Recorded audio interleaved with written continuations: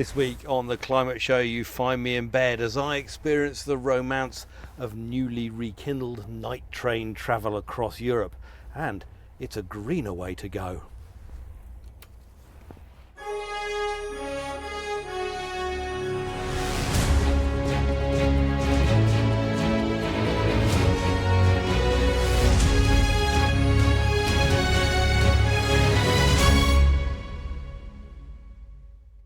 This week on the show, great excitement for me and many people around me because I'm about to board one of the first of a new breed of sleeper trains.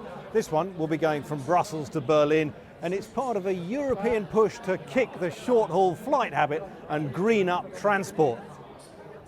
Oh, also on the show, why activists are calling Northern Ireland the Wild West of environmental regulation as they fight plans for a mine in the Sperrin Mountains. And 70 years on from the first ascent of Everest, what could the Himalayas look like in another 70 years? Can't wait. But how did I get here? Well, it all started back in London. London St Pancras International, jumping off point for low-carbon international travel. The start of a big European adventure. But Brussels isn't my destination. I'm changing there onto this train that will take me all the way to Berlin overnight. It's a party atmosphere. This is the first train from a brand new crowd-funded company. From today, it will run 3 times a week with prices for a flat bed in a shared compartment starting at around £70, or double that for a cabin of your own. Just pulling out of Brussels station. I know in many ways it's just a train, but it can't help but feel different when you know you're going to spend the night on it. Once in a state of seemingly terminal decline after the expansion of budget flights, Europe's night trains are having a moment. Fueled by a demand for greener travel options, new routes are now once again snaking across the continent, including my train from Brussels to Berlin. It takes around 12 hours to reach the German capital, taking a deliberately long way round to pick up more passengers in Antwerp, Rotterdam and Amsterdam. It's a high-risk venture in an era of cheap air travel, and the founders have their family aboard for the big day. Chris, why? Yes, it's so important.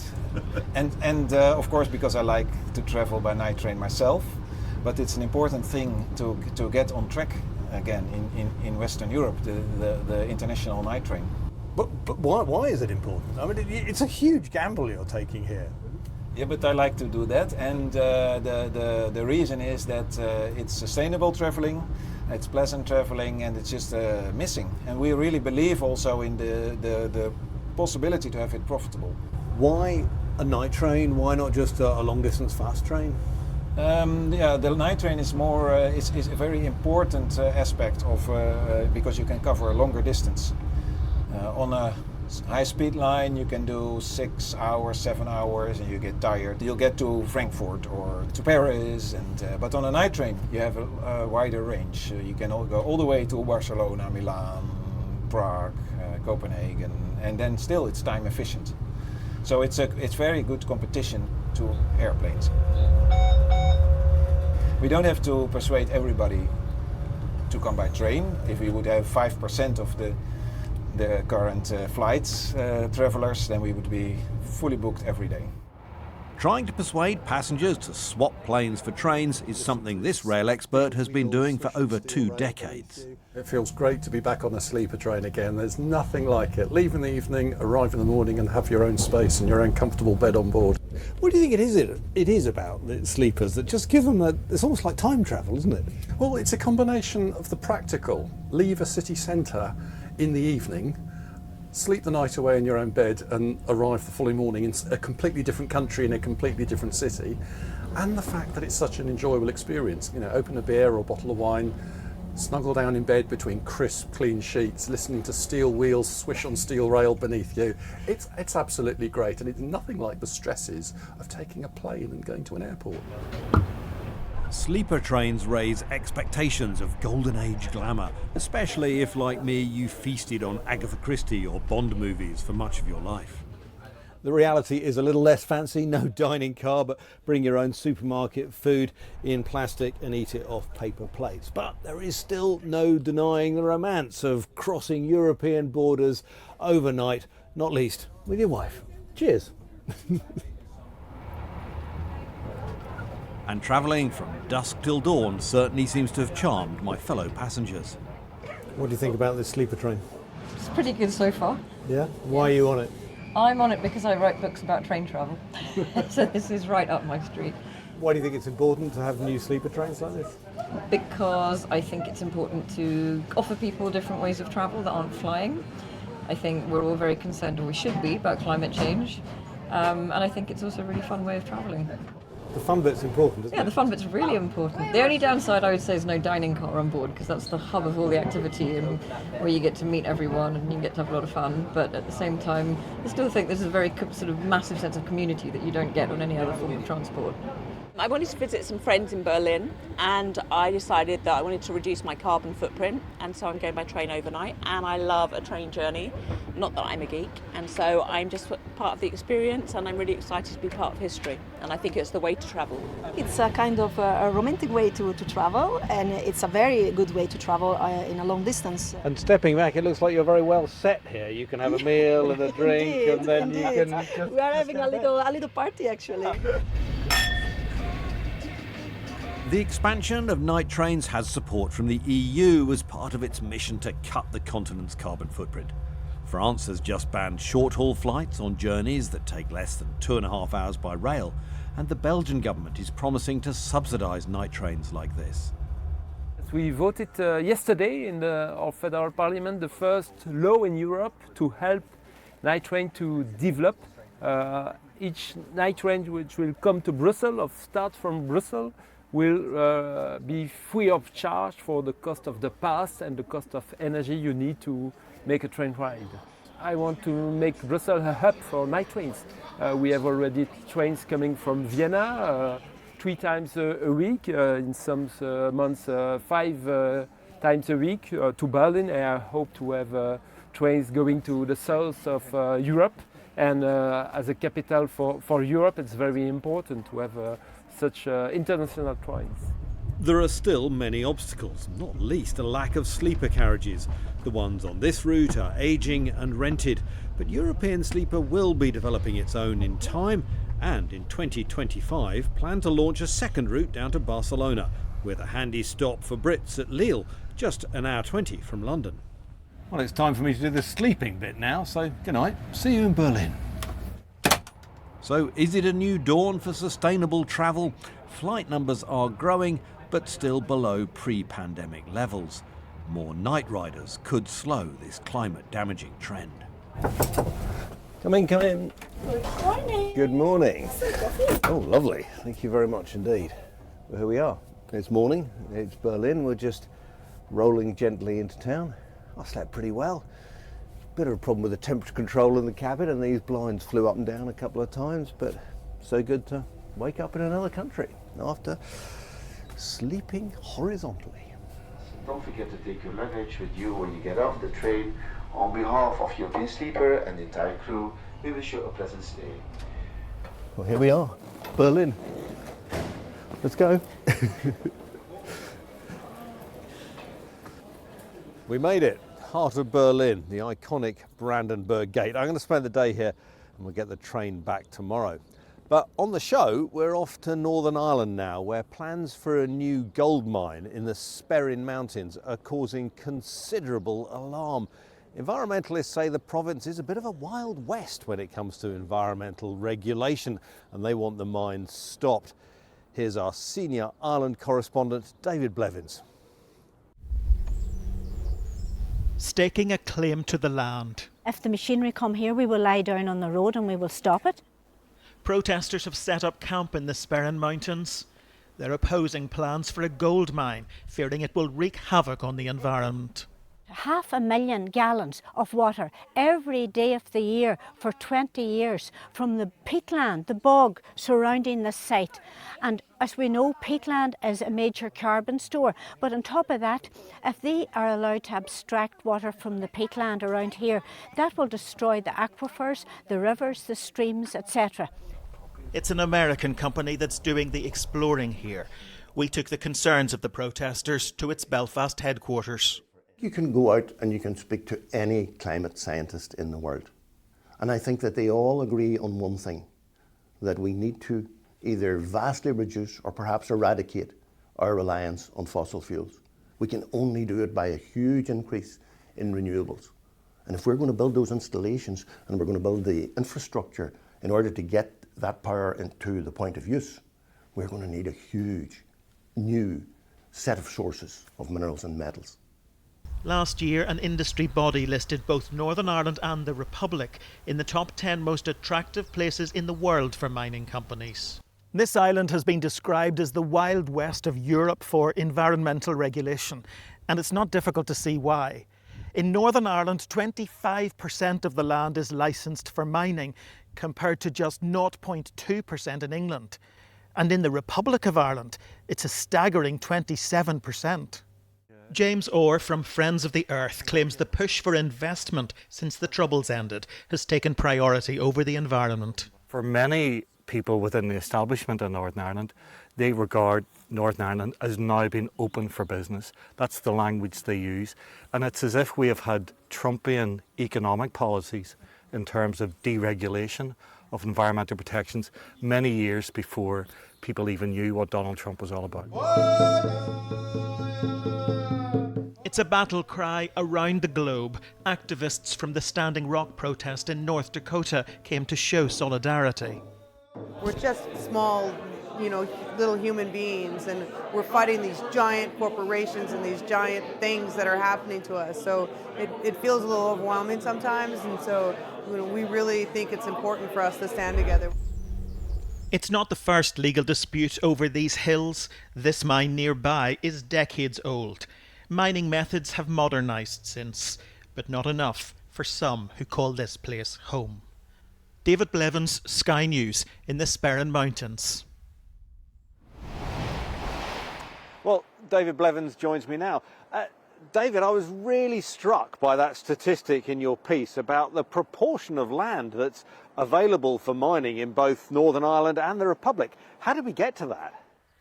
Well, Friends of the Earth would say it was virtually impossible to be an environmentalist in Northern Ireland during 30 years of conflict because people had greater priorities, the desire to establish peace.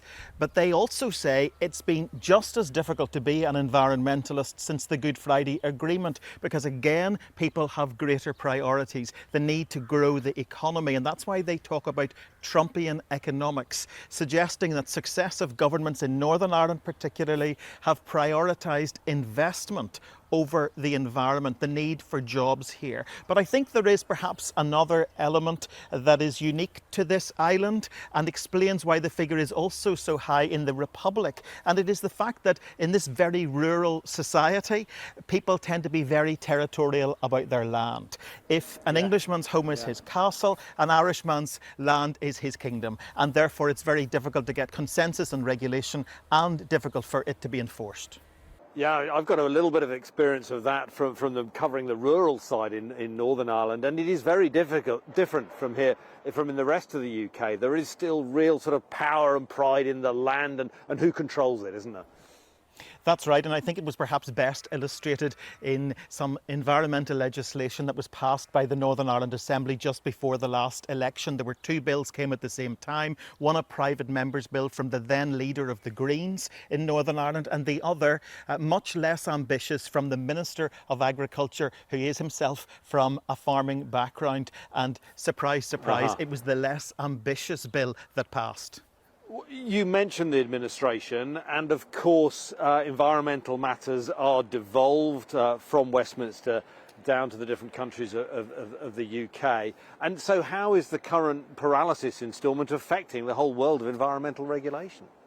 Well, Stormont is mothballed right now because the DUP continues to boycott power sharing over post-Brexit trading arrangements, and it is affecting just about every aspect of life, including the environment. And the environment is regulated by the Northern Ireland Environment Agency. That falls under the Department of Agriculture, but that's one of the departments currently without a minister. It does, though, still have a permanent secretary in charge, and therefore the agency continues to enforce environmental regulation across Northern Ireland, but it can only enforce the law as it stands. And as we've just been discussing, there is limited regulation here in Northern Ireland, but the agency would argue that it is doing its job. And certainly the mining company that has applied for the gold mine in County Tyrone says it does not have any experience of an agency not regulating, not enforcing the law as it stands in Northern Ireland. David, thank you very much indeed. Well, that's it for this part of the show. We're going to go off to a break now. When we come back, we'll be on the top of the world, reporting on how climate change is affecting Everest and the rest of the Himalayas.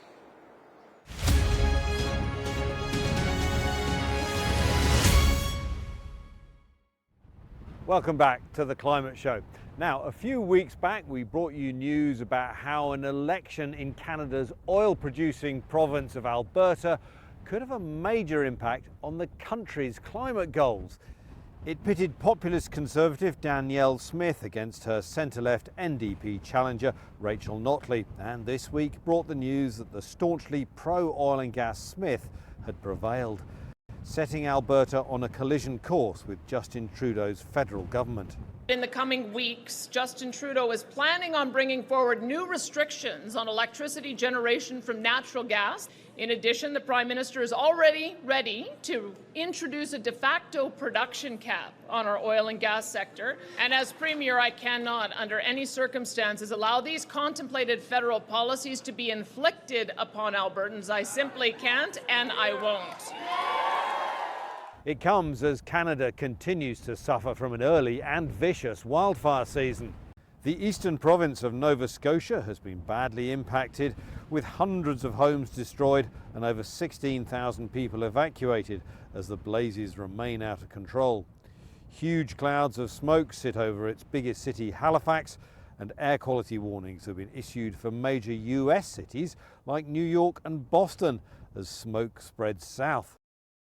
We also told you earlier this year about ongoing negotiations for a legally binding global treaty on plastic pollution. Negotiators have been meeting this week for the second round of talks in Paris. Many countries, including Britain, are part of the so-called High Ambition Coalition, calling for a treaty to reduce the amount of plastic we actually produce. But plastic-producing countries like the US and Saudi Arabia resist that, preferring to focus on improved recycling. It's now 70 years since Edmund Hillary and Tenzing Norgay first summited Everest, but a lot has changed in the climate since then, and that's been melting glaciers and affecting the whole Himalayan mountain range and the water supply for 2 billion or so people who depend on it. It's thought that in the next 70 years, 2/3 of the glaciers there could have disappeared. Well, joining me now is Tenzing Chogyal Sherpa, who's a grandson of the last surviving member of that 1950s expedition and also a glaciologist in his own right. Thanks very much for joining me. Tell me first a little bit about your grandfather. My grandfather was a high-altitude porter. His main work was to take the oxygen cylinders and then take it up to Camp 1, Camp 2. And then the other part of his job was also to go down to Namche and then cut down wooden logs and then take them up, carry them up, and then use it as nowadays you have ladders, but those days they used to use those wooden logs as a means to cross the crevasses in the icefall. Wow, just on wooden logs. And those roles are really important because the leader of the expedition and both Tenzing Norgay and Hillary made it very clear that they were just the point of a pyramid, and all those people in the pyramid to get them up there were crucial. Yes, exactly. And that is, I guess, it's a teamwork. Mountaineering is basically a teamwork. So you need everyone there, and it's a team effort.